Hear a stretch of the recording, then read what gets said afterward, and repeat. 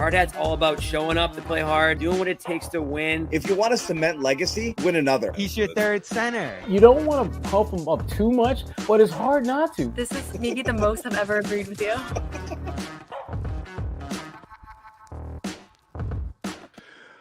What's going on, people? I know people are chomping at the bit to get here. There's a lot of people in the waiting room chatting while the game was still going on. Great to see everybody here and a really fun, energetic, high energy, like fun basketball game. I'm the only sad loser who's going to be on this show that wasn't there tonight. Sherrod Blakely was there, gone it home to start the show. Jimmy Toscano, what? Jimmy Toscano is reporting from the Garden tonight. He will be indeed. And we've got Noah down there as well. So full house here on the Garden Report. And I mean, great game. I mean, a lot of things we're going to talk about, Sherrod. I think it not only felt like a playoff game in terms of the environment, I think it was coached like a playoff game. And I think the players played like it was a playoff game. This is, I think, the best start to finish intensity from both Tatum and Brown that we've seen all year. Absolutely. And really, to me, you know, even though Tatum obviously had another 40 piece, which I think was like 29th of his career, something like that, but Jaylen Brown was that guy. And usually when we talk about Jaylen, it's with his scoring, and certainly he did some of that, obviously, but his defense on Luka was next level. When Jaylen talks about wanting to be an all-NBA defender, this is what he needs to do. His ability to pick Luka up full court, forcing him to, frankly, not get comfortable, turning the ball over, getting out in transition. This was Jaylen Brown defensively at his absolute best.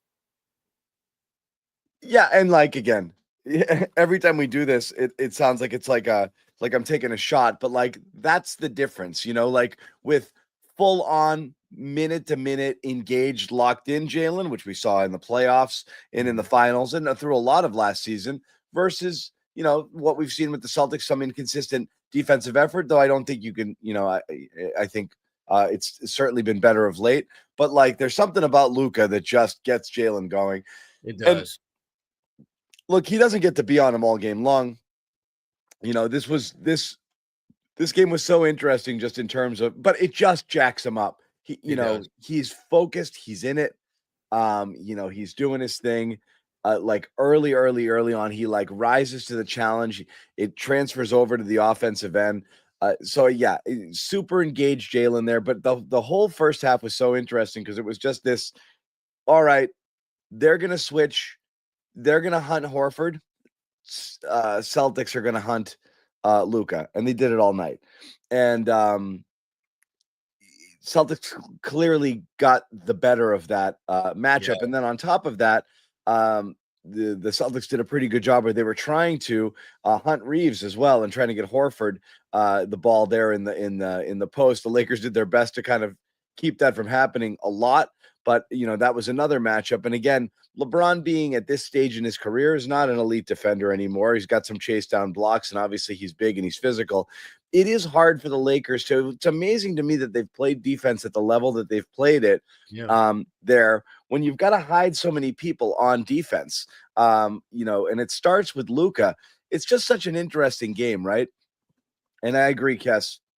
Who gives a crap? This is why I don't react much to the regular season stuff, because when the money's on the line, if this is what you're getting out of Brown and Tatum, you're fine. You're gold. You know, and especially Brown here. That's what you're getting. You're great.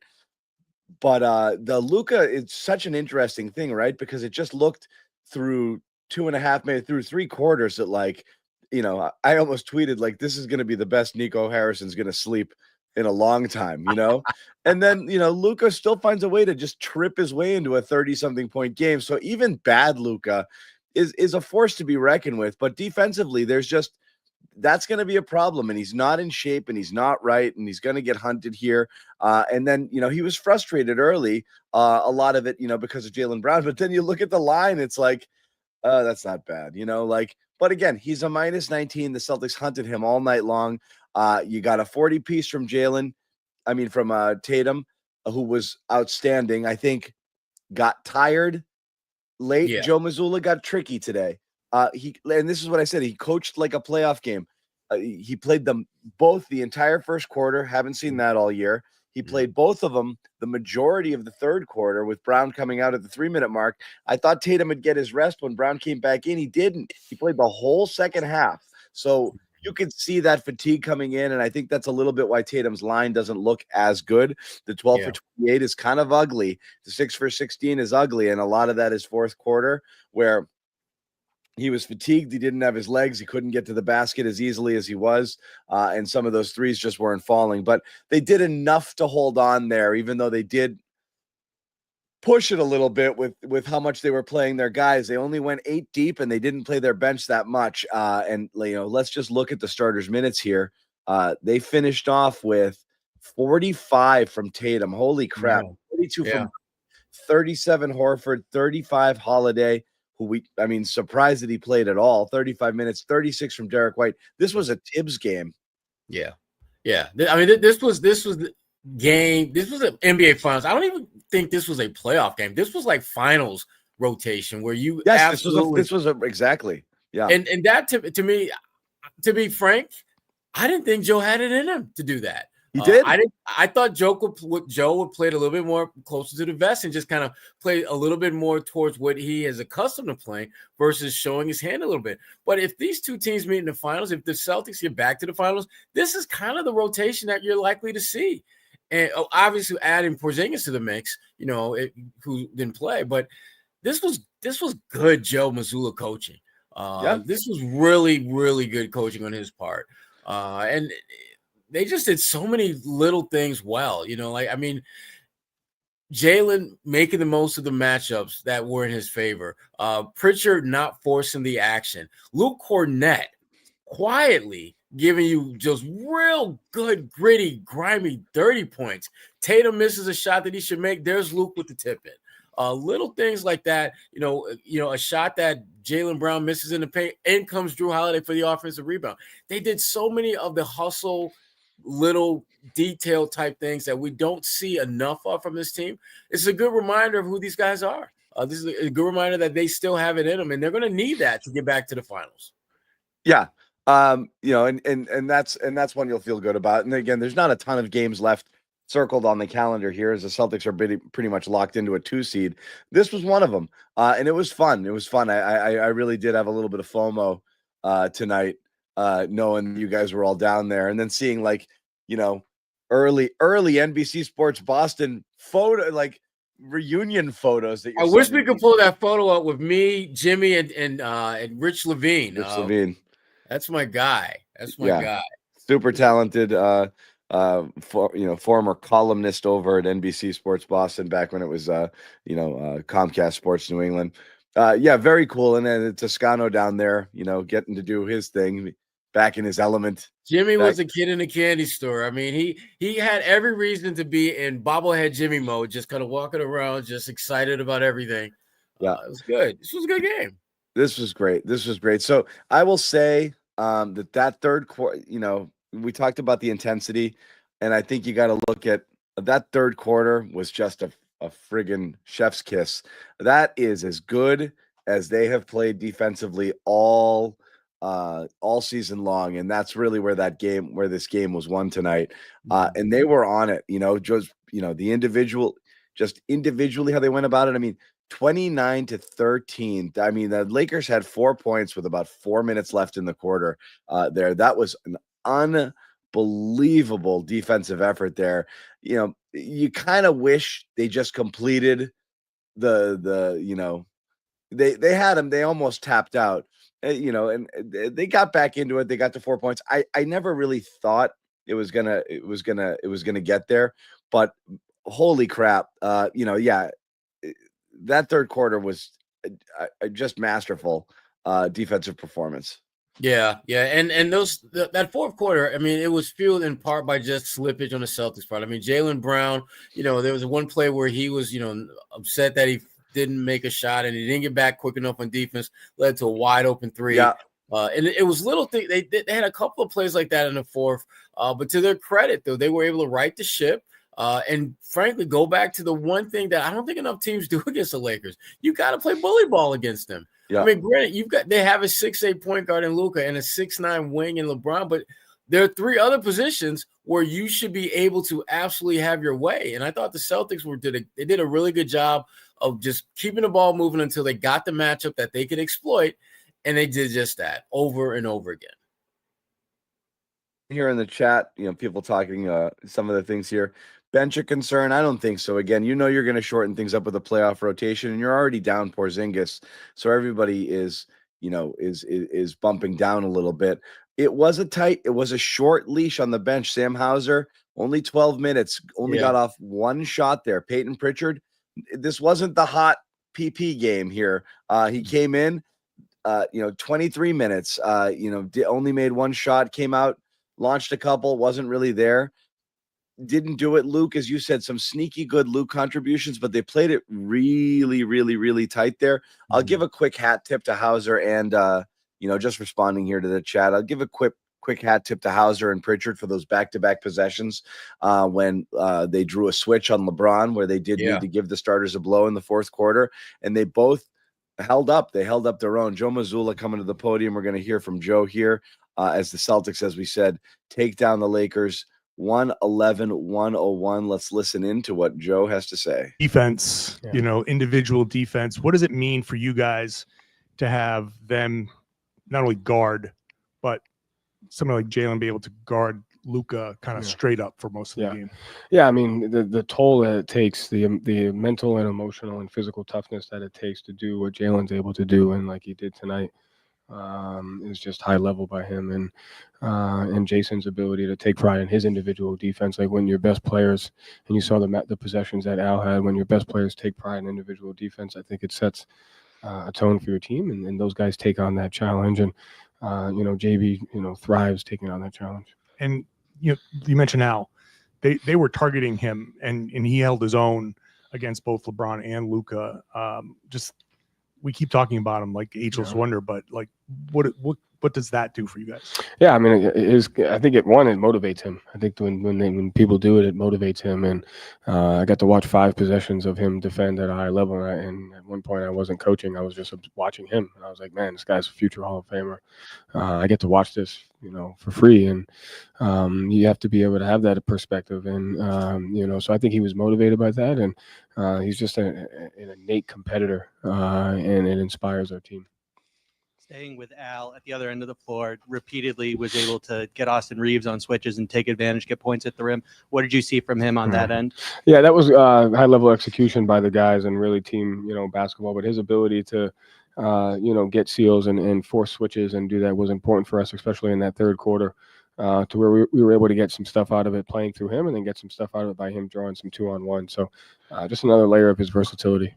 And then at the other end, in the third quarter, you guys held them to 13 points, 4-6 turnovers, limited the free throws and the second chance opportunities. What did you see as the keys to that overall success? Yeah, you hit it. I mean, you have to play good offense to keep them out of transition. They got a couple leak outs, but we were able to take that away. We kept them off the free throw line. We took away their corner threes, and we were able to limit them to one shot. And so playing against a great team like that, the margins and those things are very important. Joe, kind of back to what John said a little bit, they were trying to pick on Al and Peyton and Sam a little bit too in those one-on-one situations. What goes into building that trust as a defense to, don't help over from the corner, trust that they can stop, and how have you seen that trust grow over this last 2 years? I mean, it hasn't been the last 2 years. It's been really, dating. This team has always had a defensive DNA, and these guys have always been coached and taught defense by, coaches before. And so it really isn't anything other than they take pride in individual defense. And when you do that, it gives you a chance every night. Joe, I know you say every game is the same, and this had no significance, but you played Jayson a season high in minutes, and you played Jaylen almost 42. It seemed like there was something extra just tonight. What did you see? Was the atmosphere different? What did you take about this game?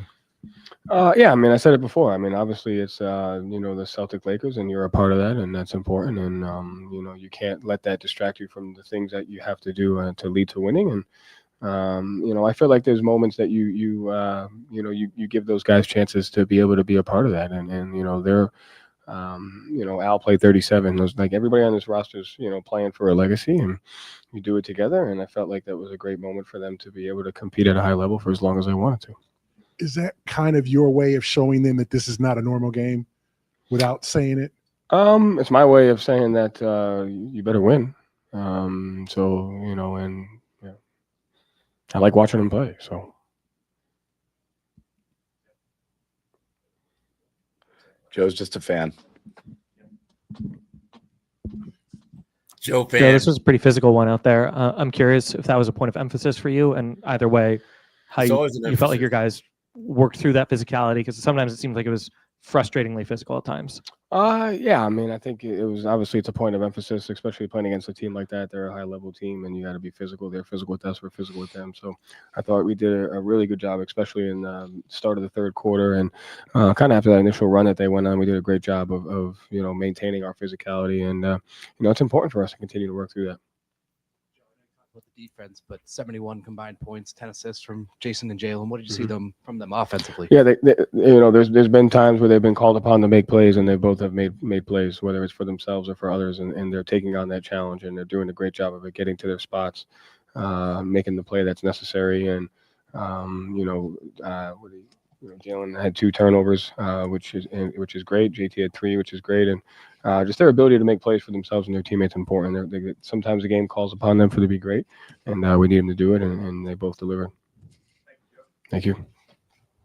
That is Joe Mazzulla at the podium as the Celtics take down the Lakers 111-101. Joe is just a fan. He likes watching guys play. That's why they're in there, and they were in there to win it. And that's what they did. They took down the Lakers, who've been playing great since the Luka trade, 111-101. What we also have is a special appearance from a well-dressed, Natalie-clad Jimmy Toscano down Let's at go. the Should I go Garden. one button less for the boys? I don't. You know what? What you need to go is one hard hat more. It's after one hard hat more. Yeah, because you I going love down that. there traveling without a hard hat for this game is a choice, Jimmy. I didn't want to deal with security tonight. I didn't want to, the whole to-do. I snuck it into the NBA Finals, John. Listen, I'm on my best behavior tonight. I want to be invited back. I want to be able to come back for the playoff run. I want to get back into the club. They couldn't kick me out in the last game of the season last year. It was too late by then. But I will have you know, John, Sherrod, you can vouch for me here. I was on my best behavior tonight. I didn't stir the pot. I didn't get into any arguments with any of the players, any of the coaches. I was on my best behavior. I was here 2.5 hours early, John, just on the court, hanging out, putting the vibe out. I saw Sherrod out there. I was chatting with Gary. I told Gary we got to get him on the show. I said he's a cult hero on our show. Yes. Gary. Gary, he was like, just let me know so we can get Gary on here. Unbelievable atmosphere at the Garden tonight. I'm sure Sherrod, you mentioned it off, at some point, but electric in here. You could tell like an hour before. You remember when like the Warriors would come to town, the vintage Warriors? That was the feel you got tonight. LeBron coming out to shoot pregame. Everybody was watching Luka pregame. There was a buzz. And then the way the game started, I'll be honest, it felt like there was a good Lakers showing in here. Lakers got out to that hot start. But then you got to give the Celtics credit for just clawing back into things. And, man, that third quarter, I don't know what Mazzulla said to those guys at halftime, but they came out inspired to just play defense and just shut the Lakers down completely, make it difficult for Luka. Said this on the show a couple nights ago. Just get in his face, just be physical with him, make it difficult for him. And that's what they did in that third quarter. Loved what Horford gave them tonight. Lakers tried to go at him, and he just said, no, not tonight. He sunned LeBron at the end of that second quarter. Made LeBron his son, made Bronny his grandson. Just loved love this game, man. This is a hard hat game. I do wish I had the hard hat tonight. I'm going to have to toss it on when I get home. But this is definitely a hard hat game. The Great. Horford thing I find interesting because that was the matchup, right? Like that's what they went for all night long. And like watching, like this is why, it's again, the way Luka finished the game versus how he started it, like he couldn't get Horford locked him up. I mean, they were trying to hunt those switches, and Al was there the whole time. Luka was really struggling to get around him, and to get where he wanted to go and get to his spots and get what he wanted. There, he didn't, on whatever switches he had on some smaller guards, which they struggled in the finals trying to, is a switch onto Derek White. Luka's just big. He bullies those guys. I mean, this is the challenge of Luka Doncic.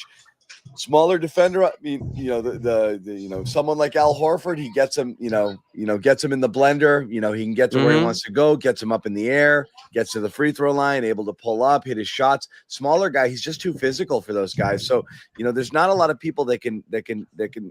He's gonna find a way to get what he wants, and he wasn't getting it at all. And then he really did start to later in the game kind of get to his spots, be able to get down there, get people up in the air, and made it very interesting. So it did make it interesting, but that Al being able to that's really where it was won. Al being able to manage that without it being an issue all game long, up until the fourth quarter there, where again. It wasn't on Al necessarily, but where Lucas got going, and clamping down on those guys like they did in the third quarter. That was it. The Lakers couldn't find an outlet. They weren't moving the ball as well. They were trying to hunt matchups, and it wasn't working out for them. And in the meantime, the Celtics were getting what they wanted offensively.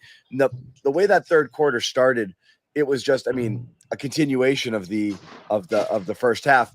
First possession. Switch onto Tatum. He takes Luka right to the basket. Second one, switch onto Jaylen Brown, gets him to the free throw line, rises up, hits a jumper.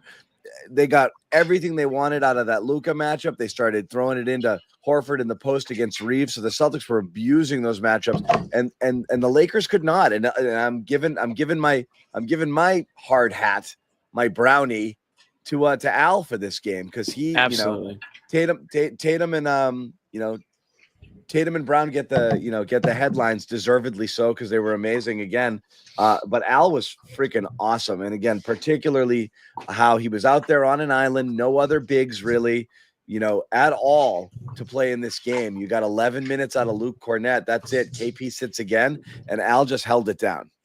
Yeah. And the thing about Al and what he was able to do is he's one of the few guys that can guard top tier talent at multiple positions. I mean, Luka is a phenomenal scorer. LeBron is he's the all-time leading scorer. And Al was able to make life difficult for both of those guys. And it says a lot about his versatility, but it also says a lot about his will to win. I mean, Al should not have been able to be as competitive for as long as he was tonight. And yet he was. And a lot of that has to do with him just literally willing himself to compete and not allowing either one of those guys to get comfortable. You don't have a lot of Al Horfords out there. And I don't know whether it was a conscious thing, but you did catch Joe Mazzulla slipping in there Al Horford for the Hall of Fame line. You did catch that? I think that's a foregone conclusion, Sherrod. You look at that Hall of Fame. Oh, Jimmy, you think it's a foregone conclusion that he's in? The Basketball Hall of Fame? Dude, you should take a look at some of the people. Of course he is. Yeah, take a look at some of the people on that list. Are we talking first? You're talking first ballot, or are we talking just in general? Al Horford is in. He'll get in. I don't think he'll get in on the first ballot. I think when you take a look at his career and you take a look at the numbers, take a look at he has a championship, the longevity factor. I mean, he's one of the only guys still doing it from that draft class, shot, and he's still doing it. This guy's just not just. I don't think he'll get in first crack. He'll get in, but I don't think he'll get in the first. What if they win another one this year? Now he's got two. I don't think he's a first ballot guy, but I do think Al Horford finds his way in the Hall of Fame. Yeah, real quick shout out here, NHC777 super chat donation.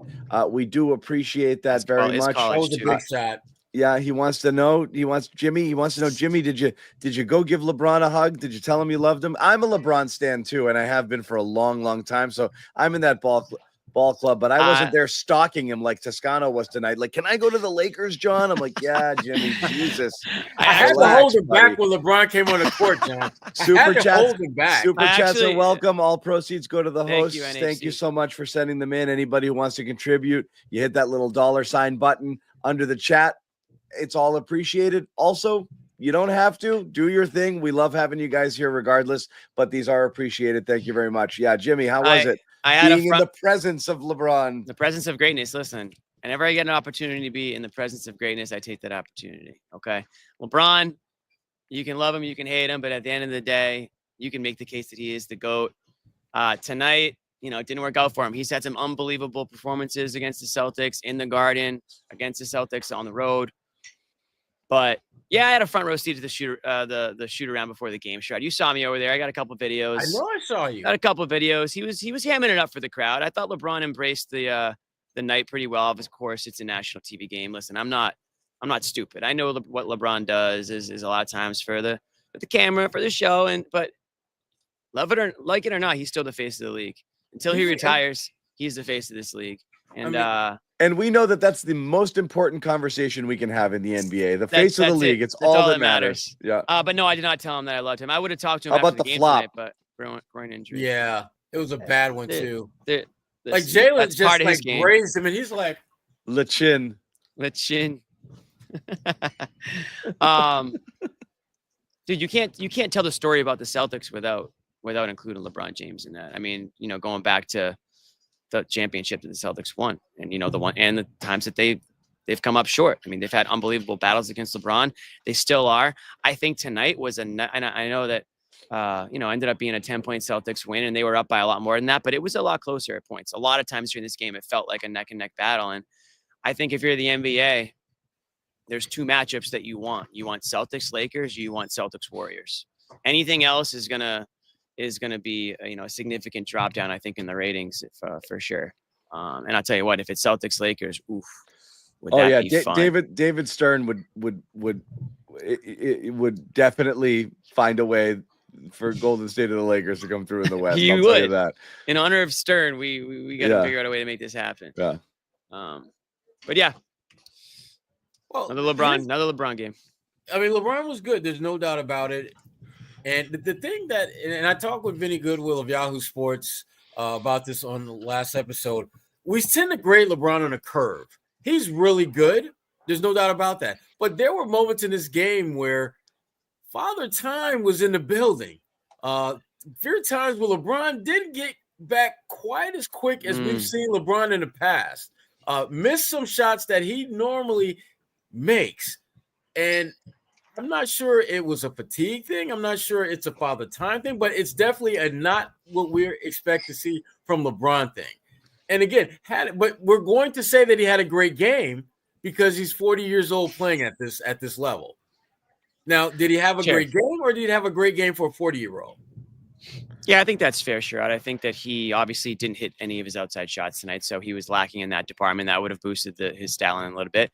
1 assist shy from a triple-double. I mean, he's still impactful. He's still doing a lot for this team. And when you look at this Lakers roster, he needs to. They've got LeBron, they've got Luka, and I mean, you've got some role players, but damn, I mean, Austin Reeves, after that, it gets a little hairy, on any given night. So he has to do a ton for these guys. And when he doesn't, you see what happens. But, it is crazy that he is still able to play the way he is playing. And I know that he did come up short tonight and there were some misses. And, but I would say overall, Sherrod, listen, Father Time comes for everybody. Tom Brady's no longer in the NFL, although I feel like he could still be. But LeBron James is going to do everything he can to keep him away. We're going to see if Jimmy Toscano's got the scoop on what's going on with Kristaps Porzingis, who might be on death's door right now, the sickest person we've ever seen. Honestly. Misses another game tonight, even though he warmed up. Not quite sure what's going on with KP. We will talk about that a little bit later on in this show. Well, it's simple. Jimmy, you see how I'm setting up something right now? Okay. Yeah. I'm trying to get there. We will hear from the more folks from the podium, more from the locker room, but we're going to look at the back of Gary Washburn's head as I'm looking in here. I'm seeing Noah in my camera shot. It's not what I want to see right now, but also we do need to tell you about one of our terrific sponsors here at the Garden Report, and you know it here. You know what we're talking about. It is, of course, PrizePicks, a great daily fantasy sports app. Super fun to play, super easy to use. You see it right here. You download it, use that promo code CLNS, play 5, get 50 instantly. And yeah, that's it. More or less. More or less. You know, It's if you always took fun more- to do more. I don't like to do less. More or less on 2 or more players win up to 1,000 times your money. That's all you have to do. Again, cross sports doesn't matter. It's great with the NBA action every single night. But you know, other sports is involved as well. Whatever you want here, Sports. you can get it at. We love sports. You can get it here at PrizePicks, and as we said, play 5, get 50 instantly. You don't even have to win; it just goes right into your account. Download that app. New users take advantage of that special offer. PrizePicks, baby, run your game. And if you picked more on Tatum threes in this one, I think it was 2.5. You hit your more in the first quarter. He attempted what, 16? 6 of 16, unbelievable. Yeah. All right, sit up, old man. Sorry, I'm just getting comfy. Yeah, just chilling out over there. Yeah, feet up.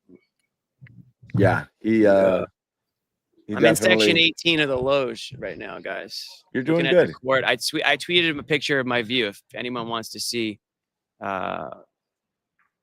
day in the life or night in the life right now. That's what I'm looking at, is what I took a picture of earlier.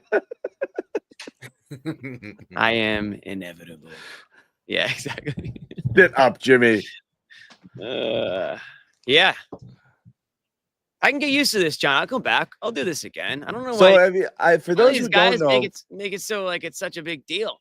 yeah. So like, I guess let's lay down some history before we get into a little bit more about the game here. For those who don't know and think like the OGs, you know, like you think you're OGs here at CLNS Media because you've been following the Garden Report since we started doing it here when in that bubble season. In the bubble, COVID. I absolutely. You have a special place in CLNS lore, and you've helped make this show what it is, and it's great, and we appreciate you. But if you're a true CLNS OG, then you've been following along with Jimmy friggin' Toscano, Baby. doing stand-ups. And first off, I got to say hello, thank you. Oh wow, Poogie. there, Poogie in the building. I like that. Quiet KG. That's a nice way. Ooh. Yeah. Quiet KG. He's quiet. You're KG. the Greek 3-point king? Hey. O para Pugis. For $50, I'll tell you whatever you want me to tell you. Yeah. He's the 3-point king. He's the Greek 3-point king. Πρέπει να δεις τον Παραπούγι. Πώς παίζει. Yes. What he said, yeah. I said you got to see this guy, the way he plays.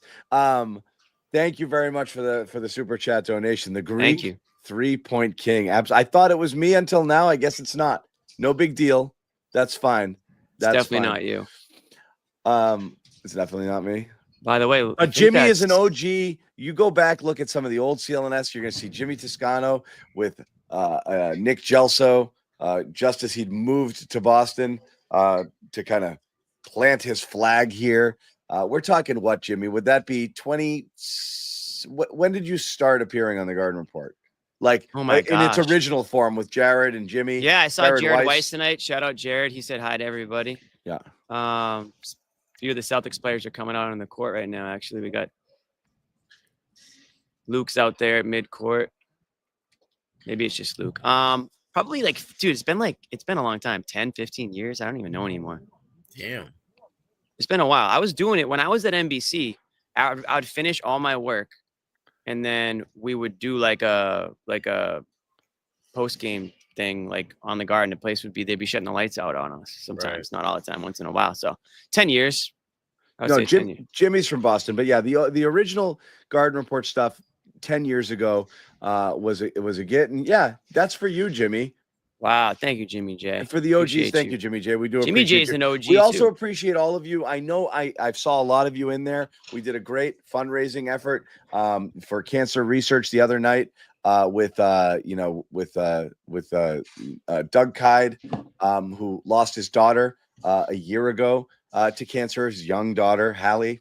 And a fundraising effort there over on the Patriots. We got a lot of content. If you want to check out that show, you can. There's also it looked awesome.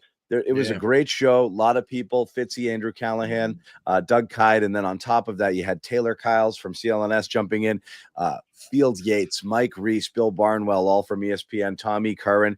Sherrod Blakely was taking some of it in. He donated. It was an awesome, 3-hour Pat's pre-agency special. You can catch that on Patriots Press Pass, and there's information there for where you can go and donate. We took in a lot of super chats, about $1,200, $1,300 Nice. for a great cause. So we appreciate all of you who are in there and who contributed. Thank you very much. There's still a chance to, if you want. And here's another $5 for Jimmy for that Jimmy sit up, Dad John. Yeah. Is that going to make the Jimmy sit up just gave me really bad PTSD from my entire childhood, but it's all good. Yeah. Why did Jimmy get banned in the guys? Who's saying I was banned? Nick's got the year, John. 2011 or 2012. So it's been a minute. Wow. It's been a minute, a hot minute. But yeah, the show has definitely evolved and changed and grown. And now it is this beautiful disaster. Some might say it was a hostile takeover, but that's fine. Some might say however that. you want to look at it. We were doing the show, and the first one we were doing, and it was Joe Sway, who used to be like, down at the Garden trying to set up these segments, and I'd be like, no, do it like this. And the first show we did, he started talking, and I just texted him. I was like, I'm hosting, and that was it. Yeah. He was like, oh, sorry. Yeah, and it's been downhill ever since. Yeah, and that was it. I'm being told there's some locker room sound coming in, so we'll hopefully get to that in a little bit. Let's get through it, guys. I hate the two things. Not hate.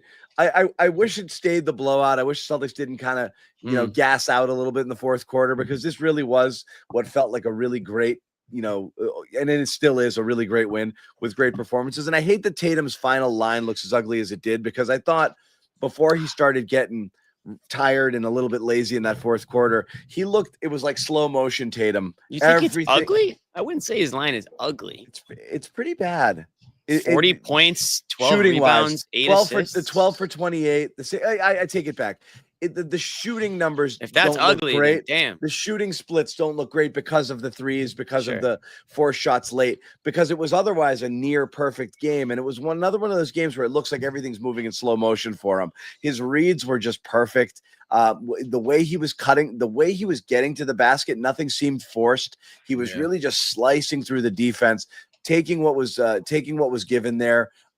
Doing a good job hunting mismatches, but not sitting on it too long and dribbling the air out of the ball, really attacking. I thought it was just an insanely efficient game. Mm-hmm. And again, we saw things from Mazzulla we haven't seen in a long time. I mentioned at the beginning, Tatum and Brown both playing in that first quarter all the way through. Then just Tatum that whole second half. That's not something Joe can get away with. But this was another one of those. Yeah. Face of the league games from Jayson Tatum here on national TV. Yeah. And the thing about Tatum, and it kind of speaks to what you're talking about, John. His imprint was on this game all night. Even if his numbers don't suggest how dominant he was, he made so many of the obvious plays and the not so obvious plays, being able to, when there were times where LeBron James would be looking to attack and just play bully ball, and then there's Tatum closing off that lane, or someone else, making things difficult for the Lakers to get to the spots they wanted to. And Tatum was a big part of that whole process. So this was a good Tatum game, even if this was a better Tatum game than the numbers would lead you to believe. Yeah. By the way, this is my buddy Mario. Really? Yeah. And by the way, we're still keeping the 50. Holy crap! Did he stripe it? Can't take it back. Still shoot. Really? Maybe the lowest release I've ever seen. He was shooting from his right above his just these little flicks. But my goodness, he had range. He could hit them all. The thing, and listen, I agree with everything you said, Sherrod. I love the way Tatum impacted the game tonight. I thought he was all over the place, and I'm sure, I don't know if you guys mentioned it, but the fact that both him and Brown played the whole entire first quarter, that was interesting. Yeah. You could tell that this was a game, Joe was going to say every game matters the same, but come on, like that's not really completely the case. They wanted this one. They wanted to set the tone early. They needed those guys to go the first quarter, but I loved the intensity that Tatum showed tonight. That was what really stood out to me. Even if the shot didn't go down, I loved the fire. I loved how he was getting pumped up. the dunk at the end of the second quarter to go into half. I mean, that could have been what fueled those guys, coming out of the halftime. Just the momentum kept going into that. And if Al Horford buried that half court shot, I think the roof would have blown off this place. But I loved what I saw from Tatum. It feels like more and more often, and we've said this in previous seasons, we're waiting for that like fire, that intensity, that like, yeah, this is Celtics Lakers. This actually freaking matters. This is you versus LeBron. We used to talk about Pierce versus LeBron, and now we're talking about Tatum versus LeBron. You know what I mean? Like, it's cool. It's something that you should get up for. And I understand that Celtics Lakers hasn't been like a thing over the last few years because, both teams haven't been good at the same time and whatnot. But it still means something. It means a ton to the fans. It means a ton to both organizations. And I think after both games this year, it should mean a little bit more of these players. JJ Redick, coach on the Lakers, has had some battles against the Celtics team too as a player, with the Sixers or whoever. And so there is a lot of, crisscrossing of why this matchup matters. And I think Tatum gets it. And the one thing I will also say, kind of love this. I think Derek White's mentioned it a couple of times, but the Celtics, the show right now, what's it called? The Celtics show on Max that's out right now. Somebody help me. Whatever. The show that's taking through the Celtics history. Like yeah. I think that's very cool that has come out right now because I think the players are going to watch it. I think they have all watched the first episode, and I wouldn't be surprised if Joe Mazzulla has made it mandatory for everybody to watch it and really grasp what it means to be a Celtic and what it means to be part of this organization and what the history means and what the rivalries mean. And if they are watching it, they're going to see a lot about the Celtics Lakers, and that might light a little bit more of a fire under them. It might inspire them a little bit more. So I wonder if Bill Simmons had anything to do with the timing of this thing coming out when it did. But the timing's great because now every Sunday they've got something to record or watch live and then learn about, because that's one of the issues I had with this organization a few years ago, like when it was Kyrie's team. It felt like the Celtics pride had been lost or forgotten. You weren't seeing the greats coming through the doors. You weren't seeing the current members of the team really show that they had pride in Boston and in the organization. But I'm hoping that this DVD show, I keep saying DVD like I'm freaking John. I'm hoping that this show, this collection, will kind of inspire them and even fans that aren't that familiar with it, remind people of what it means to be a Boston Celtic. Anyways, check out the DVD. You can buy it at Walmart. The DVD. The DVD. Bring back DVDs, man. We had to buy one recently. Bring back DVDs. It was weird. It was weird to buy a DVD. We rented out a theater for our twin's birthday, and we had to like provide the movie. I was like, but now you own it. Like you own it. It's yours. Like all this stuff about buy it on TV. It's like you don't own it. It's hilarious how DVD is what signifies you being old. It's like I'm a boomer because I said DVD. It's still like the only technology if you want to hold on to your own shit. Yeah, stuff, like what if I want to like watch this someday? What if I don't have Comcast anymore? Yeah. And I just freaking paid $20 and now I don't have it because I don't have Comcast anymore. I want to buy the DVD, man. Anyways. Yeah. Josue Pavone, Jimmy, the mic, you're killing me. I just saw your text. Yeah, Josue texting on our thread. DVDs are the new cassette tapes, I swear. Thank you, Josue. Pavone. Out there, we'll see. We get you. I guess Josue, we got to get you on. Josue, I'm sorry. The Thunder have been replaced by the Lakers, my friend. So let's ask real quick. This is kind of the talk here that people can't decide if it's real or not. Are the again, they were down. They don't have a big man. They were down their only thing close to a big man tonight. So that's going to change how they play. But are they real or not? Like, are they? Can they come out of the West? I mean, again, this is what's so weird is like I still think we're thinking of the Lakers as like the team that was like fighting for play-in status last year, instead of a team that's like number 2 in the now like falling a half game behind after tonight, entering tonight's game number 2 in the West. Are you buying or selling? I'm going to sell. I'm Yeah. gonna Wow. Well, here's why. Because I keep thinking about this from the vacuum of a best of 7. Mhm. Not just who's the better team, who's the better best of 7 team. And I just think over the course of a 7-game series, Oklahoma City is going to beat them if they get there. They're deeper. And no Rui also, I forgot, yeah. But go Right. ahead. They're deeper. They have, frankly, more impact players.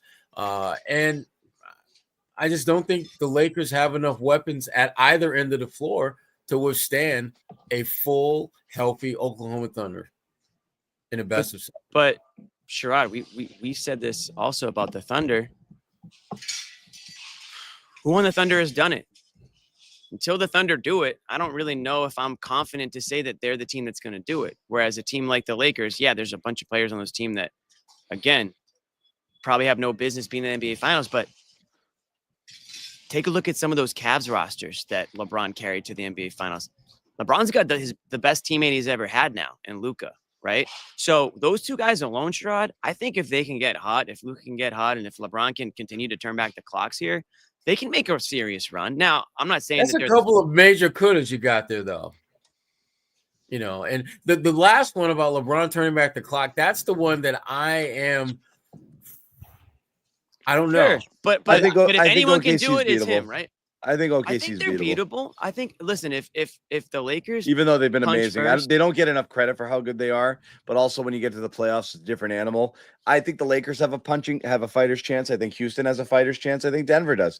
I think OKC is the best. Houston's team. not there yet. But what I will say is, like, you definitely didn't see the Lakers at their full, the way they've been playing lately.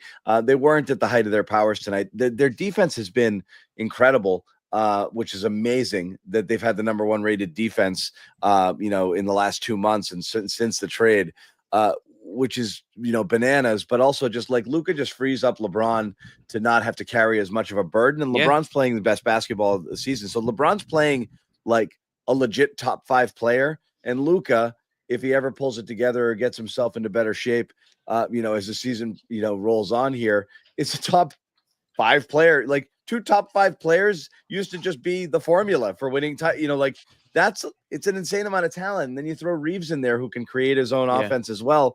They've got enough there. If their defense is playing the way it's playing, you've got quite a bit on offense there to make things really, really difficult for people. So I'm not out. I'm not out on them at all. I'm not. I know you watch this game and be, they're not so tough. I like them. I like them a lot. They're better. They're better than what we saw tonight. I mean, I haven't seen them play, a number of times. They haven't played great teams, but yeah. Yeah. I mean, when they beat New York the other night, New York going into that game was undefeated in overtime. And so they handed them their first loss, in extra session. So they're a good team. I just don't think that in a best of 7 that they are going to be able to play at that top tier level over the course of 7-game series. That's all. It'll be tough for sure. I'm throwing this comment up here now because this is something we talked about at the beginning. Yes, a game like this does show the Celtics can pick and choose. I think a lot of games in the second half in this run recently that they've been on showed very clearly the Celtics can absolutely pick and choose when they flip a switch. But it also should make you feel better that they can flip the switch and play at this level of intensity and quality, again, for the majority of this game.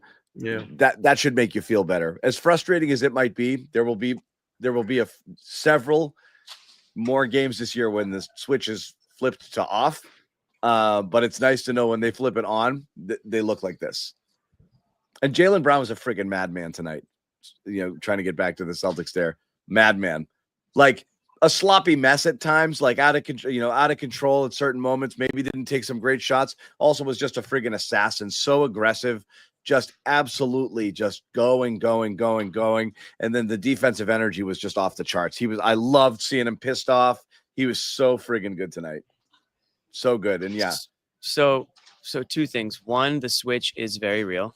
We can all agree that there is a switch and the Celtics can turn it on when they want to. I don't know if that's a good thing or a bad thing. I think it's a great thing only because they've done it enough times where they should be able to do it in the playoffs.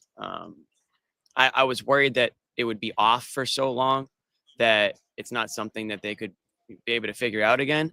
But I was wrong to worry about that. And obviously in the playoffs, you don't need to dig deep to find inspiration or find a way to show up or get fired up about something. So I think if the Celtics can get completely healthy, and they were still without Porzingis tonight, but hey, they got Holiday back, and I know it had a little sketchy start for Holiday, but I thought he got more comfortable out there as the game went along. And just seeing him out there, I mean, people are talking about Malfinger, he's out for 8 weeks, What was it, like a week? I mean, we weren't talking that much time here. You're muted, Sherrod. Yeah, I was saying it felt like he was out for just 8 hours. Not Yeah, 8. exactly. And he's doing Drew Holiday things out there, and he hit that corner 3, which was good to see. I do think he was favoring it a little bit, obviously, in the beginning of the game, and it might affect him a little bit. I'm not saying it won't, but as long as it doesn't, I don't know, as long as it doesn't get whacked or something, it's going to heal, and he should be good to go for the playoffs. So if these guys can get healthy, they're going to be really, really difficult to beat. And, whether or not the Lakers can pull it together enough to make it to the NBA Finals or not, I still think the Celtics have to be considered, based on them playing the way they did and being fully healthy. I'd still think, I'd put my money on them. A team that's been there, done that recently, and ran it back, and there looks to be like, in a position to do it again. And no offense to Cleveland and no offense to OKC, although I'm sure people, those fans would take offense to it because, but again, until I see those teams do it on the big stage, it's hard for me to choose them over the Celtics. Yeah. So, Facts. My dog. I do have some sound coming in. We mentioned a little bit here, like I know was it Spears who went on with those guys who said that with Max, it said that Jaylen is the reason Luka is a Laker right now. Not really, but the premise behind Jaylen Brown doing what he did to Luka, showing how Luka has limitations because of who he is, and the limitations will continue and probably get worse as he gets older if he doesn't get himself into shape and start to take stuff seriously. Jaylen Brown absolutely takes it seriously when he plays Luka Doncic, and we've seen that. Here's Luka after the game talking about his Lakers debut versus the team that sunned him and the person that sunned him in the NBA Finals last season. We just talked to LeBron, and he said he's hopeful it wasn't the same as the injury at 2019 where he missed a long time, but you won't know until the MRI comes back and everything. What's the mindset for you and concern level for LeBron with the injury? Yeah, I mean, hopefully it's nothing. Obviously, you gotta take his time. Those injuries are I wouldn't say the worst, but they're tough to deal with. So just take time, and we gotta have, as a team, next man up mentality. What did you think the difference was in the second half when Boston kind of controlled the third quarter and then you were able to fight back in the fourth? I think our defense, we got stops and then run. We play with a little bit more pace. I feel like second half we didn't have the pace we had in the fourth quarter especially. So I think that was the difference. It looked like on the broadcast you were doing a little extra stretching. Just wonder, were you feeling the back or anything throughout the game? Yeah, I mean, I've been feeling it since that fall, so just dealing with it, but I'm fine. Okay, the one back in Los Angeles, we felt in the but I'm to go back to the fourth quarter run, I guess what kind of flipped in comparison with the third quarter with how you guys were playing offensively? What did you, other than I guess just making shots, like what did you see in terms of the way you guys were running your offense? Yeah, I mean, obviously it takes making shots, to make a run. But like I said, it was our pace. We play with different pace in that fourth quarter, and we were just running around, getting good shots. I think we missed a lot of good shots today, but that was the difference in the fourth quarter. Luka, you've been clear about your championship goal for this group. Obviously, you played this team in the finals last year.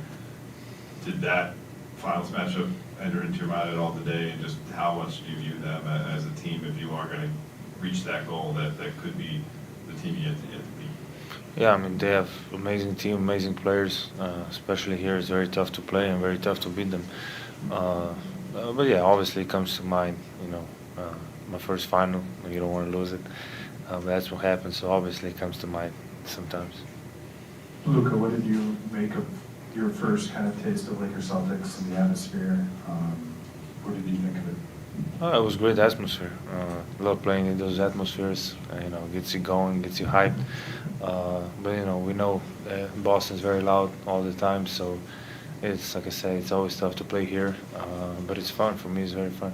What was it seemed like you guys handled their physicality a little better, particularly late third quarter on through the fourth. What was the adjustment that you guys made in that? And Yeah, Lakers questions. Who cares? No one asking the no, Jimmy, that you're not, there's no sound. Luka looks pudgy. I mean, he's just looked this way. He looks Jimmy, he's the perfect circle. He is a perfect circle. For No, sure. it's not pudgy even. It just looks like he has like fat face syndrome. no, just atrophy. Like he's completely like if he ever had a muscle, it's gone. It's really bizarre. You know? Yeah. And I look, that's some people's body type. It's fine. Like I said, Paul Pierce, who was a friggin' assassin and a very athletic guy, just didn't have one of those builds where he's going to look all cut up. True. He never looked like that. But I mean, he was fit, and he was. But, Right. Luka's certainly not. But he has legit lemon square Luka, legit no musculature at all. Lemon square Luka is good. Nah. That's Yeah. pretty good. Luka needs a. And yeah, I would say about 20. It's amazing, right? How easy would it be for him to just get in shape? And how much better he would be, which is scary. How much better he would be because he looked awful. He looked so slow. I'm worried I believe about him. Jaylen Brown is at the podium. We're going to pop in here. But any given night, I could be the best player on the floor, offense or defense. And my team knows that and respects that. Jaylen, kind of sticking with that, Captain Brown. this felt like a pretty intense and pretty physical game. I'm wondering if you went into this seeking to make it that way. And this has been a long season. I'm wondering how you're feeling after the fact, both emotionally and physically. Yeah, I think it was a very physical game. They let it go on both ends, so you can't really complain. A couple plays I wish I could have back. But overall, we were aggressive, and we kind of set the tone for the physicality of the game, and right now I'm just enjoying the journey. Just focusing on my body, on my health, my Journey, mind, drink. my spirit. I'm just getting ready for the playoffs, and stuff like that, fasting, just increasing my conviction and my faith, but just getting ready for the playoffs and physically the toll it takes to do that night in and night out in the series on both ends. You got to be in incredible shape. Jaylen, I saw an interview a little while back Shot at where you Luka talking there. about rhythm and cadence on defense. Yep. And it seemed like a couple of those So I'm in good possessions shape. when you switched out Yeah. on Luka, or not switched out, This but when you guy. came out on Luka, I mean, isolation, your eyes lit up, you sat into your defensive position a little bit more. Are you consciously thinking, I know his rhythm, or is that just the hours and hours of studying and you're just acting on instinct? It's a lot of both. It's definitely a lot of studying. I think Luka's one of the greats. Like he is one of those generational talents. So I have fun watching Luka play offensively, like what he's capable of doing. Scoring the ball, like his talent is offensively. His talent is next to none. So he's one of my favorite players on that side of the ball. So I spend a lot of time watching. But the other side of the games ball, and things like that. So tonight I was able to make some plays, but Luka's a great player.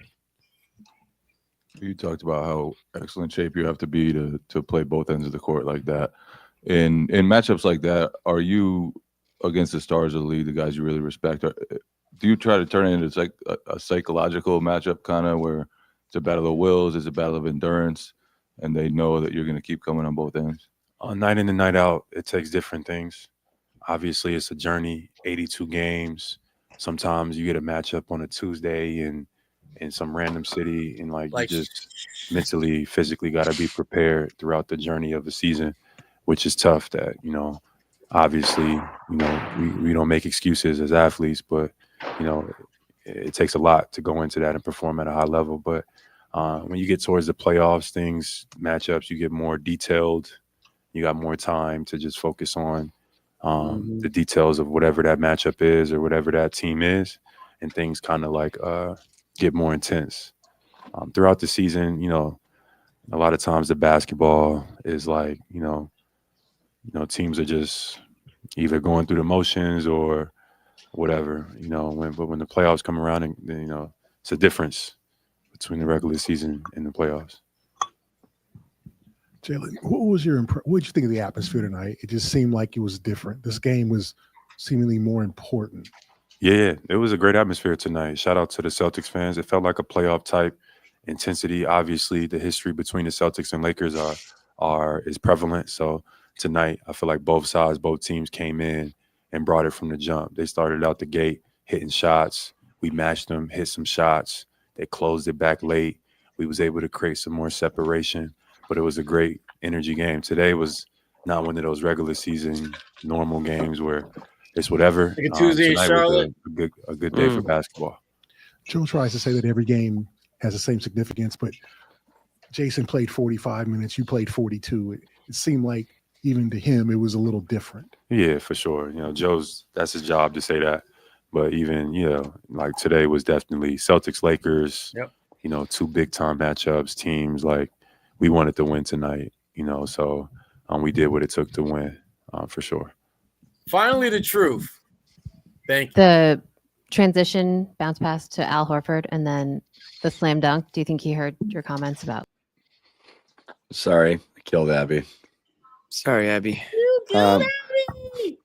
So Jaylen Brown, we didn't talk about it because we were kind of having three conversations at once.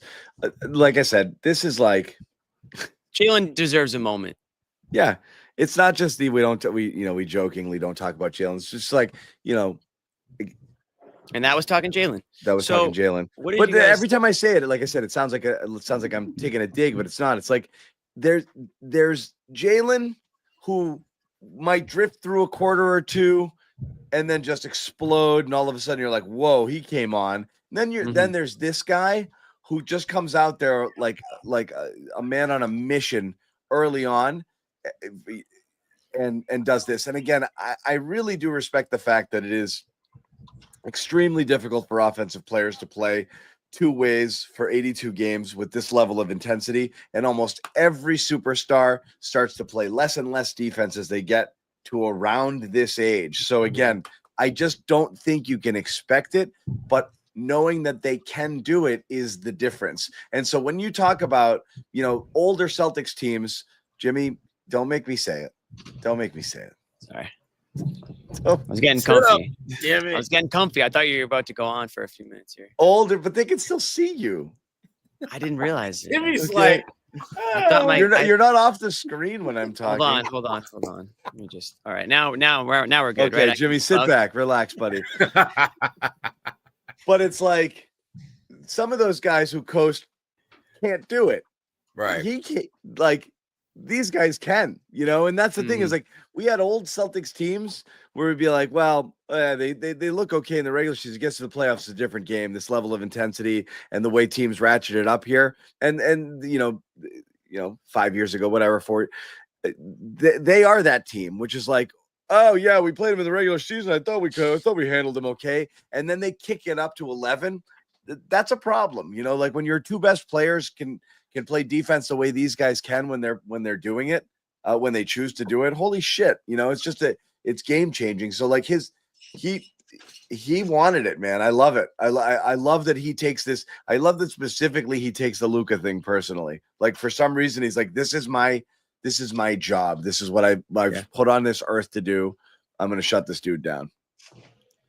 So that's the beauty of Jaylen Brown is he gets up for those matchups. He gets up for the big games. That's why he was the MVP, right? In the NBA Finals, just because he embraces those big moments. He loves proving people wrong. Oh, you think Luka's the best player on the court? Oh, you think Luka's the best scorer? Guess what I'm going to do tonight? I'm not going to let him be that guy.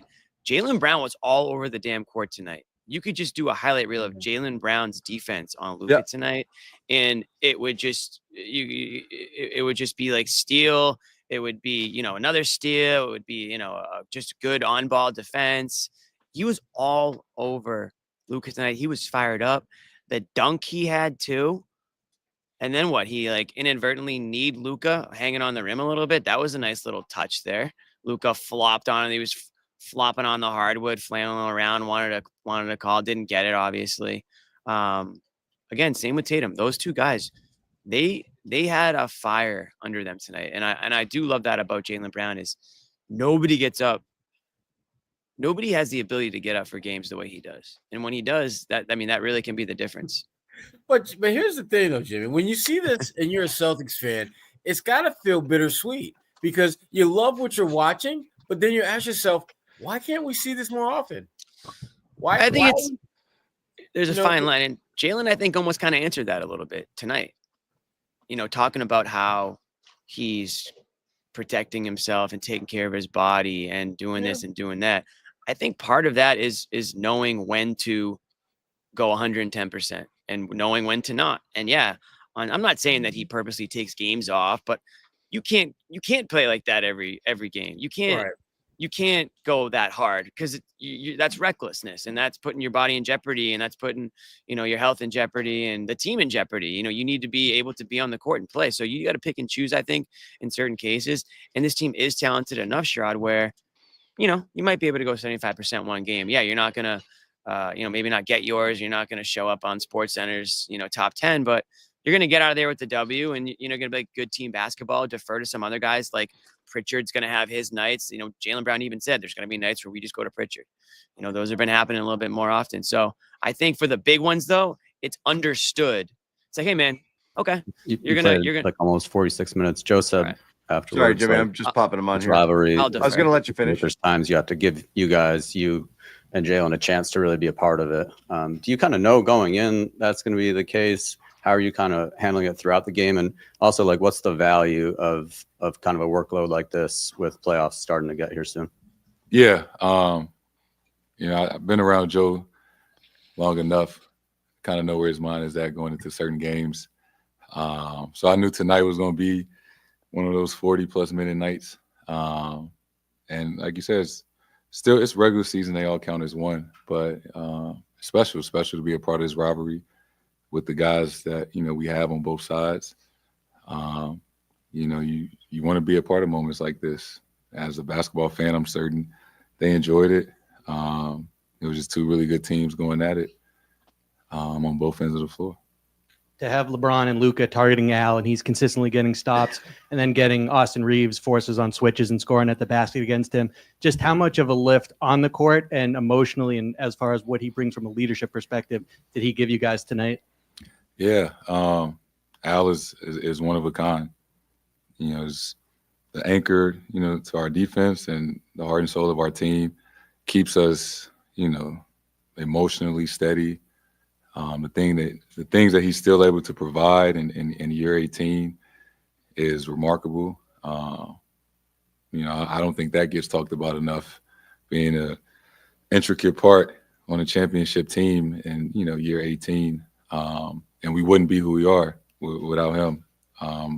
So what he brings on the defensive end, like you said, we feel comfortable with Al switching and guarding his yard and making it tough, you know, on whoever, knowing that, you know, we all on the same page and helping behind, but, you know, we're not worried about, you know, who Al is guarding. And then, you know, just making the right reads on the offensive end, ducking in guys, you know, knocking down open shot. I'm the biggest Al Horford fan there is, so I love that guy. Jayson, Jaylen in the first quarter, he plucks Luka 2-3 times. Al switches out on LeBron James. The whole crowd is going. He gets a stop. Is defense contagious for you guys? Do you guys start to feel the momentum reciprocate on offense when guys are getting stops like that one-on-one? Yeah, big momentum swingers. Sets the tone for our team. The crowd gets into it. When you see, you know, the oldest guy on our team, shit, I guess two of the oldest guys in the league going at it, you appreciate that. You know, I was kind of sitting there in awe, like, you know, these guys are 38 and 40 playing at a high level. You know, that was a special moment just to be out there and see, you know, them compete against each other. Jayson, with that in mind, knowing LeBron is 40 and you've had so many memorable games over time against him, do you find yourself cherishing these a little more right now because you don't know how many there are left? And it seemed like you guys had a moment together before the game. And are these things that much more special because of kind of where it all fits together? I mean, absolutely. You know, somebody that who let the LA media in. Yeah, I've been watching LeBron play my whole life, and playoff battles, some good regular season battles against each other. Somebody I have a really great relationship with. You know, won a gold medal this summer with each other. You know, just respect the. All right, we get it. He's good. I think he's a good player. Thanks, JT. It's fine. I don't care. But that's good. I mean, look, a hat tip. There's never been anybody who deserves more adulation and more credit for what he's doing, but seems to receive only, like, you know, 90% of the conversation around him is negative or trying to bury him as it is LeBron James. It's really a bizarre thing. Like, this is like a once in a million years sort of athlete, like not generational. You will never see anybody play this sport at this level ever for this at long. This age. At 40 years old, he's got his career stats of basically close to a triple-double across the board. It doesn't happen. It will never happen. It is so ridiculous. We almost take it for granted and don't talk about it. So, no, people take it for granted. You take it for granted to the point that you're just not talking about it. It's hilarious. Right. It's hilarious. Like, people might be tired of the LeBron show and his histrionics and his disingenuous behavior with some stuff, and like the fact that, like, he just is weird and goofy and corny sometimes, or just always like feels like he's acting. I get, like, not loving the LeBron show. Not appreciating LeBron the player is insane to me. So I get why, you know, there's so much of the chatter about it. It's just, it gets boring. It's boring. Mm-hmm. Yeah. They're talking about nobody it all the wants. time. Yeah, nobody wants to hear me go on about LeBron anymore. I think the chat's had enough. But I've said how I feel about him. You know what's interesting too is I'm not comparing the players, but I am comparing kind of like some of their, like, Tatum gets a lot of hate too around the league. But people call Tatum corny. People think Tatum complains a lot. People think he flops. People have a unusual dislike for Tatum, maybe for different reasons than they do LeBron. But these are two basketball players that are at the top of their game. And they're, at the end of the day, there's just a lot. People are haters. And if you're really, really, really, really good at something, there's going to be a lot of people who are going to want to try to tear you down for that. And the greats are able to block it out and ignore it or use it as fuel, like LeBron, like Tatum. You know, and there's a bunch of people that if they just listen to the negativity, they wouldn't be where they are today. So that's always going to be there. They don't boo nobodies. So, you know, there are some parallels that I bet you Tatum can even get, or things he can learn from LeBron and the way LeBron's handled criticism over the year. Even with the success that he's had. Right. If you're Nick Gelso and your, like, stance is like LeBron is bad, like, I mean, yeah. Okay. You know, I don't like him, so I think he's bad. Like, obviously he's not. He bad. sucks. Like, he's not LeBron. bad. He's amazing. He's amazing. Yeah, and he's, and he's still amazing, and he's playing at a ridiculous level right now. So, you know, you got to like that. I think we got a LeBron. We do have LeBron. We have some interesting LeBron comments. I am going to throw them out there, and again, people just don't. This is probably the fine. If you don't like his brand, I get it. Whose brand do you like, Nick? He's cringy to me, you know, like, because I do think he's always acting, you know, and it's a bit of a show. I don't love it, but he's still LeBron, and who's not though? He's out of his mind. He hurt himself. He left this game. I don't think it really impacted the final result there. But we did catch up with him in the locker room. Amit jumping in there, fighting through the scrum. And an interesting comment from LeBron James about, we were talking earlier, are the Lakers for real? An interesting comment from LeBron as it pertains to how he sees the Lakers, stacking up with a team like the Celtics and the NBA's elite. First anyone in this league. So we'll be fine. We got to continue to build our habits, though. We're not where they are. We're just defending champion. And, not where they are. We've been playing basketball together for a long time, and they got a great chemistry and know what they want to do.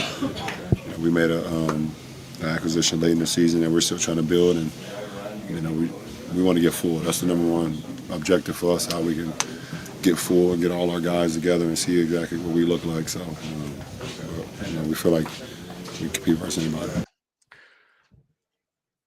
Not there yet. I will say this There yet. for this comment. Kobe Bryant nicknamed himself. For all of you Kobe stands out there, he nicknamed himself. I want that to be known. The Black Mamba. Yeah, he decided that's what he wanted to be called, and people called him that. So I think a lot of people have called LeBron.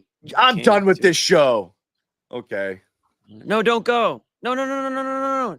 Stay. Please come back. Oh, shoot. We're out of here. Damn it. That's something nice about LeBron. Well, wrap it up. He left. The show's over. I'm Black Mamba. I'm deadly. Right? When I score, Kobe it's taking deadly. ricochet shots. They're deadly. Anyway, the king. The Hey, king. not a lot of people live up to the Right. nicknames. If you nickname yourself the king and you have a career like LeBron James, guess what? Yeah, you can keep Came that out on nickname. top on that one. You're all right. Yeah. You could have called yourself anything. Cutie pie. Like, doesn't matter. Like, Yeah. you're fine. You get to pick your nickname. You get to pick it. It's great. The King. The Big Mac. So we've played a lot of time. We're gonna get Noa on here. We want to talk hear from her on this game as well, and then we are gonna wrap. But we're still hanging for a little bit. We're not done yet. Couple things. I just saw Noah walk by. Couple show announcements I want to mention here. Earlier I'd said help us raise money for cancer research. This was part of our fund. There she is. Hey Noah. Noah, say hi. There she is. There she is. This was part of our fundraiser. We talked about at the beginning of the show. We did a massive Patriots show on our Press Pass YouTube channel last night. Really good. Hosted by Andrew Callahan, who does the Pats Interference podcast here on CLNS, right? Obviously, terrific football writer for the Herald as well. Doug Kide, who lost his daughter Hallie to cancer a year ago. And this is what this is all about. And Fitzy, who works over at EEI, they were the hosts. They had an amazing group of guests. You can watch the whole program over on the Patriots Press Pass, or you can watch it in chunks, whatever you have. We've chopped it up for you as well. And that includes Taylor Kyles from CLNS. You had Field Yates, Bill Barnwell, Mike Reese from ESPN. You had Michael Hurley from ZLX, Megan Ottolini. Also, did I mention Curran from NBC? No, you didn't mention Curran this one, but yeah. Tom Curran. Wow, Curran, huh? Amazing. Yeah, Curran was, anyway, he was on. Was he on fire? It was just, he forgot. He forgot that he'd committed, and he was the last guest, and they were spinning their wheels. He came on. He's like, "I'm mortified." Anyway, I'm so sorry. And then he just, stayed on forever. He's like, "I love this cause, and I can't wait to do it." And then he was in his golf simulator, and they're like texting him.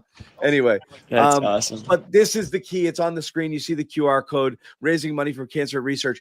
You have still time if you get it in tonight. Any donations $50 plus are going to be entered into a raffle where you could win club seats to the Bruins and Florida Panthers upcoming game. Probably aren't going to see Brad Marchand as he's still nursing a shoulder injury, and pour one out for Brad. The story gets sadder and sadder, but that's not what this is about. It's about raising money for a Don't good get me cause. started. You see it right here. This is where the Venmo is. You can donate money, anything, $1. It doesn't matter. Dig deep. Reach out, anything you can. It's a terrific cause. And it was an honor to be part of it with CLNS Media hosting the event. Really good stuff. And also, like I said, check out the content. Terrific football talk. Everyone having a good time. A bunch of pros. It was a really, really, really amazing experience. So check that out. Another thing we want to tell you, for those of you who do like our Patriots coverage and content and all of the different things that we have over there. And again, it's a host of different shows and podcasts that include Greg Bedard, Andrew Callahan, who we mentioned, Nick Cattles, Alex Barth, Brian Hines, Mike Giardi, an incredible roster, and obviously our own supremely talented Taylor Kyles and Mike Cadlick as well with their Patriots Daily. But Taylor Kyles, for those who don't know, one of his massive strengths is film, and he's deep into it right now. His film breakdowns and a bunch of other really cool exclusive content is available with exclusive memberships. If you join for bonus content, check it out. There's a few tiers there, and you get opportunities to catch some of our exclusive content, some of Taylor's really good deep dive film reviews. And also there's going to be chances to chat with the hosts in private chat rooms, AMAs, where we'll do shows and we'll let you just come in there and dictate which way the conversation goes for those people in the top tier. So this is a cool little thing that we're doing. And I have asked before, and if Ahmed is there, Ahmed, maybe you can put a poll in the chat. Would you be interested if the Garden Report were to do this as well, some sort of premium content that we could offer you? I'm not really sure what we would do. Jimmy could do a little dance in a hat. I like that. Yeah, what else you like? Your people can talk to my people. We can do some stuff, but some of it would involve just more opportunities to get to connect with you guys, the fans and the viewers. So if you are interested at all in that, let us know. I'll put this up one more time just in case anybody did want to check it out and donate to that cause that we mentioned before. Once again, help us raise money for cancer research. Donate via Venmo right there at Facts and Productions. Check it out. So back to this game, Jimmy, and we've talked about Luka. We've talked about LeBron. We talked a little bit about Al earlier, but I wanted to circle back a little bit there. It is interesting how quick this season, I don't know why it happened this season more than any other I can remember. I guess you're always just waiting for it, right? When someone gets old or when someone is kind of reaching that thing, everyone really wants to be the ones to definitively declare that they're cooked, they're washed, right? Yeah. And all season long, we've been doing it with Al. We're doing it with Holiday also, which is crazy. But this is another reminder. And again, he played 37 minutes, which means the next game he plays, he's going to be trash because this is usually the pattern. You can't do this to poor Al, but it's the same guy. I don't know what he's the same dude. The most amazing thing about him is it's not slowly, a little bit. It's not off a cliff. He's the same guy. The fact that he's this switchable defender, the fact that he can get out in transition and run, the fact that he's still so spry, the fact that he can defend multiple positions, still get in there, work it in the post against a mismatch if you need it, knock down the threes. He's the same dude. And it really is remarkable. We're going to bring in Noah as well, who took in the Celtics Lakers as well. Noah, we're talking Al right now, but it doesn't mean that's where we're going to. Jimmy, she's back there. She's right there. I was trying to figure out how her lighting was so much better than mine, but I know why now. Do you have a light? I don't have a light with me. Well, there's your thing. Noah's got a light. I know. I saw. I got another light. Do you want my other light? Dude, you've had two lights this whole time. This is like Dumb and Dumber when he's had an extra pair of gloves. 2 pairs of gloves, and I'm. Jimmy, go get the light. Jimmy's coming up to you. Okay, he's gonna be right there. There it is. He's about there to it have is. this on Give him. it to him. I want to see the exchange live on television here. Live on. It's really tangled. That's the problem. He's gonna have to untangle this. Jimmy, you're gonna have to untangle this light. This is the type of premium content we can offer. I'll Okay? just stay here. You go there. No, I like this light. If you guys could see. And this now light- he's trying to commandeer her lighting and telling her to move. Jimmy. Yeah, you're gonna have to work through this. Work through this. Yeah. I kind of like your light better than mine. Can I have that? I could solve This light? I could solve a No, I'm just Rubik's kidding. faster than this. I just got this one. Okay, we need Jimmy to talk less if he's going to be there because we want to hear your actual insights on the game. Jimmy, shut up. Jimmy froze Noah. He pulled a plug Yeah. on her. Okay, go ahead. Let's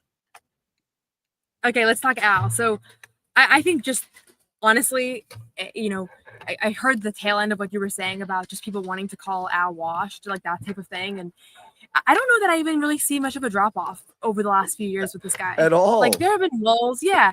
he looks exactly the same. Like that's the real, you know, in the big games. And I've been wanting to ask him for a while, and it almost felt kind of like I don't want to be like you're not as good in the bad games, but if you look at all of his top scoring games, they've literally aligned perfectly with opposing teams having star players with big time matchups. And I asked him about a post game, and he pretty much said like, you know, I know that they need me for these games. These are the games that are all about defense and rebounding and kind of doing the little things. That's where I thrive. And he was like profusely nodding when he knows it. He knows that he's way better.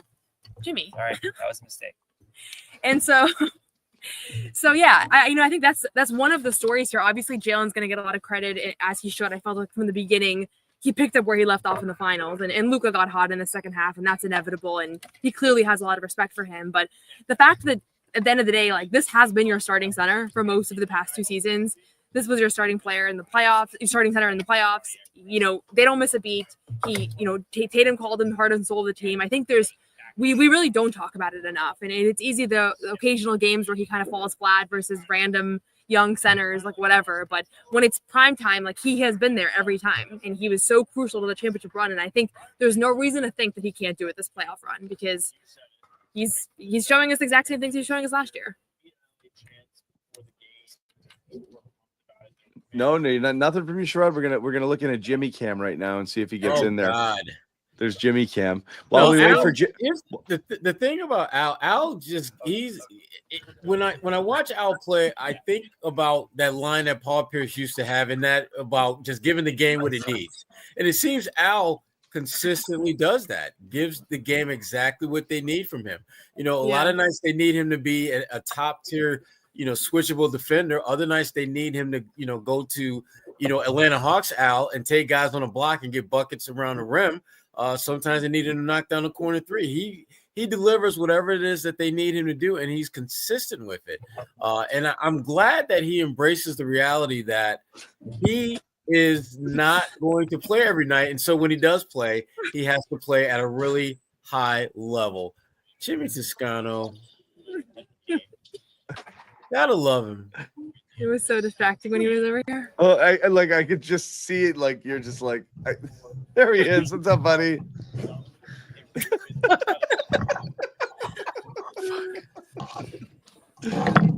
This is so Jimmy. What's up, my man? This is Jimmy in every sense of the word. This is Jimmy. So we have a problem. Oh boy. So we're past that, Jimmy. We knew that. Have you guys been talking shit? By the way, Jack. Yes.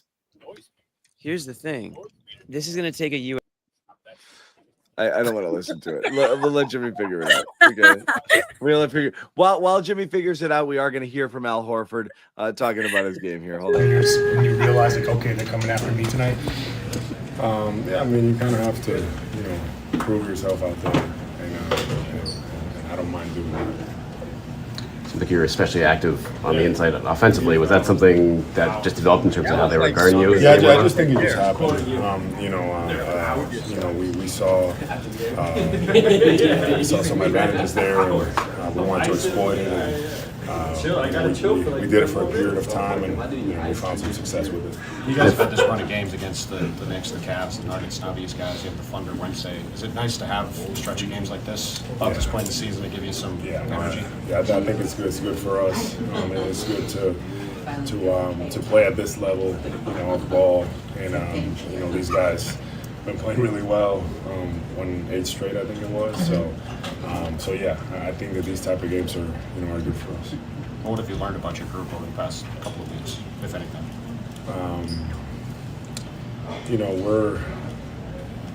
This group is. I don't know if I learned anything. I would just say that, I know what we have. I know that, when it's time to go, we'll be ready to go. And now we're just trying to get better as the season goes on. We understand that, there's a lot of improvement in front of us, and we're not full strength. Obviously we're waiting, for KP to be back. I feel like we are doing, we're playing good basketball. How remarkable is the job that What's Jaylen interesting did? to me, Noah. Yeah. Me too. What's most interesting to me, what's funny is I've kind of gone through all of this, this season with this team, and it is hilarious. and this is not a knock on reporters because you got to ask questions. It's like, oh, you're not playing bad. Is there a reason you're playing good? Have you figured something out? And they must be sitting there like, guys, we're freaking fine. Like we're fine. We won it's the same guys. We won the title last year. Like we're fine. But they have to humor us and answer these questions, and then we have to talk about it. It just is kind of funny. And like Al, they do a good job going through the motions, but they have to be thinking this whole time, like, yeah, we've always been fine. Oops, sorry. Yes. Yeah. Oh my Jimmy God, back? Jimmy looks amazing. You can go up. Nope, the mic doesn't work. Can you hear me?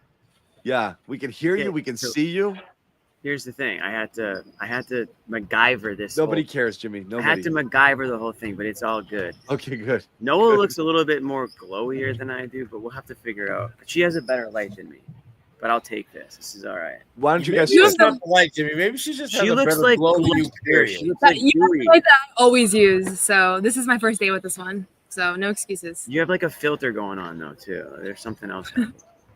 I'll figure it out. Yours We'll is too figure bright it though. I'll show you another Right? time. Whoa. I think I think you're right, John. Obviously, like there's been a discussion internally of like, is this team the same team as last year? Is there, have they fallen off? I think the reality is though that they never one moment, and I pointed to this a lot of times this year, they never once showed us any crack in their confidence, never turned on each other, never said like we haven't been consistent, we're not locked in enough. They never gave us that. And I'm sure behind closed doors they had moments where they had to have some more difficult conversations, but the fact that it never came to the media was always to me like a sign that they did have this kind of unshakable confidence in themselves, and they weren't worried and all that. And Al's a good sport. He'll always answer those questions. Some guys are more over them than others.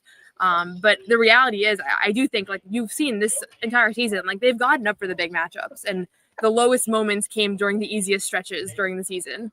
And it makes a lot of sense. And Al embodies that more than anybody probably. Jaylen does too. Jaylen's another guy that I think kind of rises to the occasion when there are primetime matchups, when there are big You time can games. take that comment down now. And he acknowledged it post game. Yeah, my favorite Jaylen comment was. I mean, am I wrong, or was this an obvious dig at Luka? The you got what do you need to do to be good? Well, first you got to be in good shape, like really great shape, like really, really, really great shape. Like I don't think that's a humble brag. I think that's a a ricochet shot at Luka. That was a shot. Is it personal? I didn't think so. I don't he think has so. I tremendous don't think he's respect for going to Luka. Luka, but that's how it's going to be interpreted. I don't That's know, what John. I choose to believe. I actually feel like every time he's been asked about Luka, and there have been a couple of times in the Praises finals him. last year, Yeah. he really respects the guy, and you could tell Yeah. even, I watched, in between timeouts and things, like him and Luka have good banter. They get along well. It's kind of interesting because as much as he has this competitive fire with Luka, you can tell he doesn't like dislike him or disrespect him or anything. He gets So up it's for it. purely, it's almost like it's a compliment how much he enjoys going at him. Yeah. I do think he appreciates the fact that he has been observing Ramadan. He has been fasting. Yes, and he talked about it. Yeah. And I think that like he kind of wanted to draw attention to that a little bit. So he's just somebody that's willing to kind of openly praise himself. I think not everybody will do that, and I think he is. And I view that as more of just like him wanting to make sure that people know that that's the kind of shape that he's in. Other question I want to ask. I just googled Willie Loman. What the Yeah. hell? What the hell is that all about? Why do you ask? It's a death Somebody of a said I salesman. look like Willie Loman. It's like a sad sack sales guy. Death of a salesman. That's what they were saying. Sorry. You hearing this? I don't know. Joe, No, I wanted to ask you Unbelievable. this question. It was interesting. JJ Redick's done this recently, and he's done a really, really good job coaching the Lakers here. Especially in the last month or two. But they've not only been playing well, but they've been coached up well, and they've been game planning opponents. The Denver game from a week or so ago, maybe a week and a half ago, is a great example of how they chose to play. Almost like they were like trying to play like you'd see more in the postseason than a regular season sort of game. I think Joe felt that tonight. Like, I don't want to be out coached tonight, and I don't want this guy to come in here and, you know, and game plan for us. And it felt like Joe clearly coached different tonight, and it begins with the rotations with playing Tatum and Brown the entire first quarter and the majority of the third, playing Tatum the entire second half, shortening the rotation. Sherrod was saying not even like playoffs, like finals type of rotation tonight. And Joe even acknowledged a little bit like, yeah, you know, we wanted to, you know, kind of win this thing here. It was interesting, you know, his approach going into this game. Yeah, my take on it, because I was kind of acknowledging at one point that this game didn't actually mean anything. Like the standings are not super close. You know, not much changes for the Celtics. Yeah, not much changes, right? And they don't need the confidence boost or whatever, but they bought into this game mattering. And my guess would be that they did that because you have to do that. You can't just go from 0 to 100 from the regular season to the playoff games. You heard everybody talk about it post game, but it's an important exercise, I think, to be able to get up for these games and to be able to see them through and to be able to kind of leave it all out there. And that's what they did today. As far as JJ goes, I mean, we know how much respect JJ has for Derek White, for Pritchard, for Joe, for various guys on this team, because he literally, his podcast, like, gushed about the Celtics the entire year that he was in the media. And they're really good friends. And they, you know, JJ talked about it pregame, like how much he respects Joe and everything. So I did feel like there was a little bit of that chess match, a little bit, but a lot of the things that have worked for the Lakers against other teams just don't really work against the Celtics because they don't really have clear points of exploitation. Like, that's kind of what's made them so great this past 2 seasons. And we were even talking about it. Like, I think Joe's a great coach. I really do. Like, I have a lot of respect for him, and you can tell that people in the locker room kind of have their full faith in him, which is the most important thing. But he also has just been blessed with this roster where you really are, you're starting like way ahead of everybody else as far as what you're able to work with. And it just kind of clicked for me today watching it. Obviously it's not news, but just seeing like they don't really have guys you can take advantage of. Even like a guy like Sam Hauser, Pritchard, like they held their own today. You know, Hauser's been the one guy that people can pick on, but he holds his own much better than most guys that are kind of exploitation points for other teams. So yeah, it stood out today that he's working with a much better roster too, alongside the chess match that was going on. Yeah. Is it weird that when every time LeBron switched, Hauser had to switch on to LeBron, I was afraid? Not for like the result, but for Sam. I'm like, oh, Sam. I was like, please be okay. You know, I don't know what it is, just seeing him next to like just the LeBron, and like I'm like, this doesn't look right. And he held his own. And we mentioned limited action from the bench. Luke made the most of his minutes with a couple of tip-ins and good contributions there. Neither Sam nor Pritchard. And again, the Lakers did a good job keeping him off the 3-point line. Celtics lost another 3-point volume battle, which is, again, a trend that we continue to see here. And they did have to settle for some mid-range and stuff that was closer to the basket. So, another kind of hat tip to the game plan. But those back-to-back stops when those guys switched on to LeBron, Pritchard and Hauser were actually pretty big plays there in like the final minutes of LeBron's stint here on the bench. So I thought Hauser was relatively competitive once again, even when they tried to pick on him in his few minutes. And I think that's why they didn't play tonight. I think they already saw what the game plan was, where it was going to be switching on to Al early, and Al was able to hold up fine there to create those mismatches. I don't think they wanted multiples, because that's what the Lakers were dealing with Luka and Reeves out there. And the Celtics were able to hunt what they wanted to. I don't think the Celtics wanted to put themselves in that position in this game. So maybe that's why they didn't play. Yeah. And I want to say, I really do hate to do it, but I actually thought Pritchard played a really good game today. You look at the box score, you would never think that. Sparky. But he was in the right place at the right time. Defensively, he brought the energy that the game demanded. And this was a perfect example. I mean, obviously, everybody talks about box score watching, but I was looking at the box score and I was obviously watching the game, and I was thinking to myself, this might be like the epitome of a game that you would not realize somebody actually had a good game here based off of the production. But he did what he had to do, I think, to maximize those minutes. And obviously, the gravity that he has offensively is kind of night and day from what it was a year ago. In this case, it resulted in him really not scoring, but the gravity was still there. I mean, they had Jared Vanderbilt face guarding him at 30 feet. So that has really helped them to have another guy like that too. Yeah, as Drew Holiday put it, and we don't have that sound right now, but really good defensive effort from everybody, even the white guys. I think is what He loves that he line. said. He loves that line. Yep. He loves that line. Yep. He looked But over at the white guys in the locker room too when he said it. he's like, "That's cool. That's all right. Good. Yeah, he's like, We good? All right, we're good. I got it." Yeah. Yeah, I mean, all around great game here. I mean, I know, there was a lot of love given to Tatum and Brown and the way they played. I think, Tatum got tired in the fourth quarter, and it affected kind of the overall picture of his performance because he was near perfect in terms of the way he was reading the game and reading the defense there and able to get to the basket when he, and really kind of carve up that defense there. And Brown's energy all night long was terrific. But other things, I mean, even those things that stood out to you. yeah. I mean, I think the main thing is just there's clearly another gear this team can reach, and I don't even think they played their best game today. A lot of stupid mistakes, like Jaylen, for example. Jaylen made a lot of mistakes tonight. Like he did Jaylen not was play. all over the place. Yeah, all over the place. Yeah, I mean, he had some highlight reels that turned into Shaqtin' Fools like moments later. Yeah, sometimes I was like, is he blind? Like, did he not see that guy? Like he was dribbling it, but then he'd make up for it with like, 2 or 3 better plays, but he was all over the place. Right. So that's why I think just this game just kind of reminded me that this is what this team looks like when they're facing another top opponent. And we've seen it of late. I mean, obviously Cleveland, they blew that lead, but the Knicks, overall this season, minus a couple bad quarters, like they really have stepped up and played really well against the top teams in the league. And the Lakers had a ton of momentum going into this one.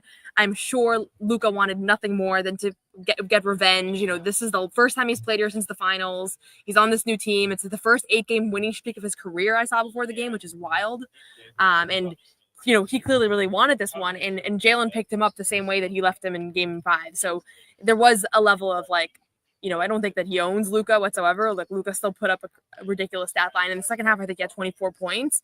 But you could tell that like from a mental standpoint, they're ready for these kinds of games. They really are. And it elevated my confidence in them, I would say.